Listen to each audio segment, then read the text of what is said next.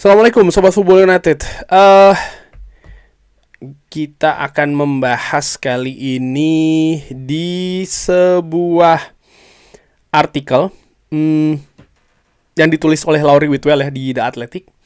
Ini terkait dengan Jason Wilcox, dengan Ruben Amorim, dengan formasi. Karena gue masih ingat dan mungkin banyak yang sudah lupa ya. Bagaimana di awal musim ketika Manchester United ini memasuki periode yang tidak positif gitu ya. Kembali lagi, yang ditarget, yang diserang adalah sistem permainan nih. Dan dalam skop yang lebih kecil, skop yang lebih pendek, yang lebih rendah, yang dilihat adalah formasinya. Padahal menurut gue tidak melulu tentang formasi sih ya, strategi dan juga itu hanya merupakan bagian saja dari strategi dan juga taktik formasi itu. Tapi sering sekali inilah yang di target gitu, yang diserang, dikatakan bahwa ya Manchester United ini tidak cocok 3-4-3, 3-4-2-1 nggak cocok. Manchester United ini harus dengan 4 back. Lalu mulailah meraba-raba formasi apa ya kan. 4-3-3 ataupun 4-2-3-1 yang cocok untuk Manchester United. Mulai memasukkan nama-nama yang dirasa cocok di masing-masing posisinya. Seakan-akan bahwa Ruben Amorim ini benar-benar clueless gitu. Benar-benar tidak tahu apa-apa. Justru di sosial media nih, yang di online ini luar biasa, pelatih-pelatihnya kredibilitasnya mantap-mantap bener. Kalau gue bisa lihat seperti itu, wah, dengan segala pendapatnya, mulai dari yang lunak, sedang, sampai juga dengan keras ya kan. Ini sangat menarik sekali. Ya gue sendiri juga sempat buat di salah satu konten.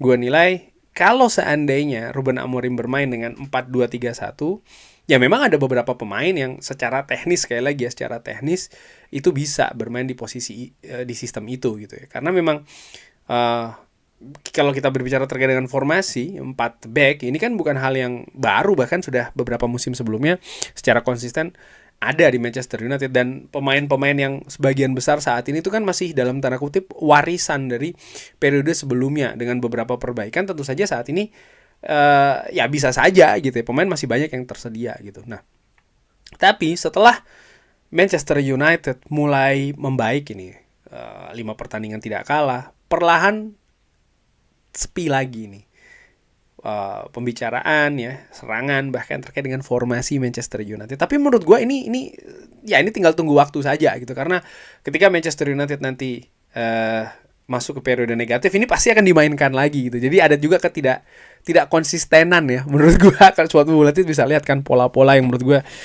ya aneh lah. Tapi Laurie Whitwell memiliki sesuatu yang menurut gue menarik juga untuk dibahas ya. Bagaimana Jason Wilcox yang dipromosikan begitu ya dari technical director ke director of football, di mana perannya sebagai technical director itu mungkin lebih banyak terkait dengan hal teknis ya di skuad Manchester United. Tapi ketika dia ini promosi menjadi director of football, ini skupnya lebih luas dan posisi ini juga levelnya tuh lebih senior ya.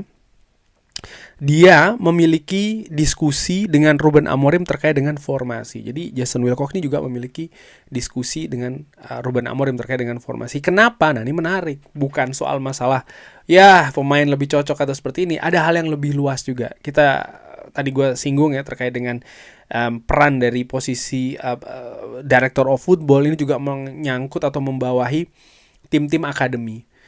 Yang ideal menurut gue, sistem yang sama ini dimainkan bukan cuma dari tim utama saja, tapi juga bahkan sampai tim anak-anak gitu. Jadi sehingga identitas klub ini jelas. Sekali lagi, kita tidak hanya berbicara terkait dengan formasi itu hanya turunannya saja ya.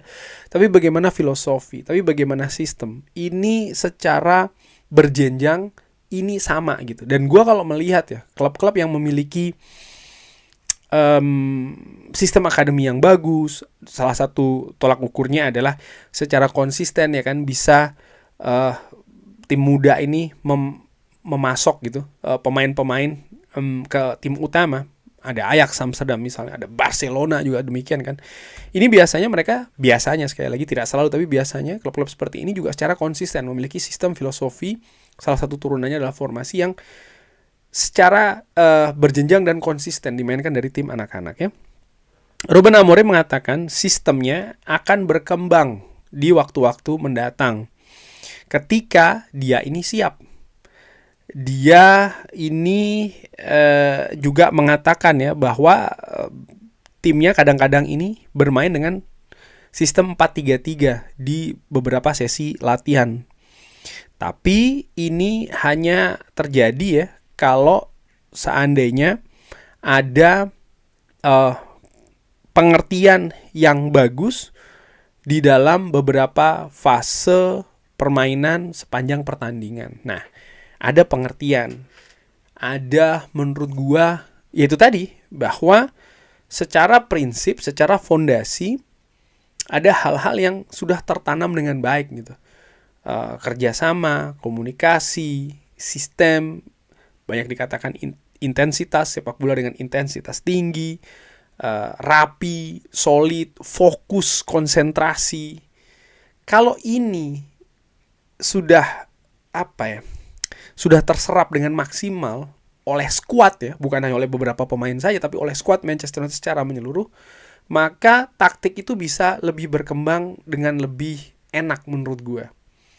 Dibandingkan misalnya pemain belum secara seutuhnya fokus, paham, kerja keras, mengerti akan tugasnya di dalam beberapa fase pertandingan ya. Lalu formasi ini berubah lagi. Yang ada justru kekacauan, yang ada justru kebingungan bagi skuad itu sendiri. Menurut gue secara ringan amatiran.